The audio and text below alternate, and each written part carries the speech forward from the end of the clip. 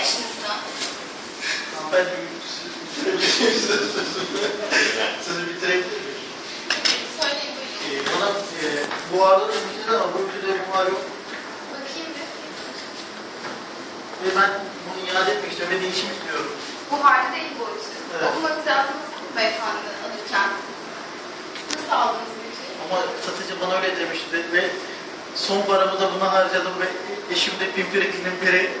Ben ne yapayım? Bunu götüremezsen yalnız. Ne yapayım? Açmışsınız kutusunu. Hanımefendi biraz yardımcı olur musun? Olamam. Ne yapabilirim? Yol gösterelim. Beyefendi sen bunu tamirciye götür. Evet. Abi daha Burası yeni tabir evet. sıfır aldım. Yani 06'ysa bir fen bakırsa bilgi veriyor. Yani bunu bu şekilde olmaz diyor. O zaman Ama üzerinde garantisi var diyor. Beğenmezsen iade edin. Edebilirim. Tüketici haklarım var. Faturası nerede beyefendi? Tabii hemen verelim. Hani? Hanımefendi belli değil mi? Sıfır olduğu daha yeni Tamam ama almışım. faturası nerede? İşte buyurun. Tekstil. Üçünüzü de verin. Barkod numaralarına bakacağım. ya kusura bakmayın ben bir arada şey soracaktım. Zeytin geldi mi?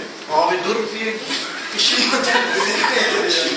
Buradayız beyefendi. Ben beni gelir misin lütfen? Elektronik bölümü. Burada zeytin var. Yani of ya. Zaten sinirlerim bozuk geldi. Ya bir dakika siz Ne, bir bir saygısızlık saniye. anlamıyorum biraz. Sizin yönetici kime şikayet Bir saniye edeceğim? yönetici içeriği. Bu barkod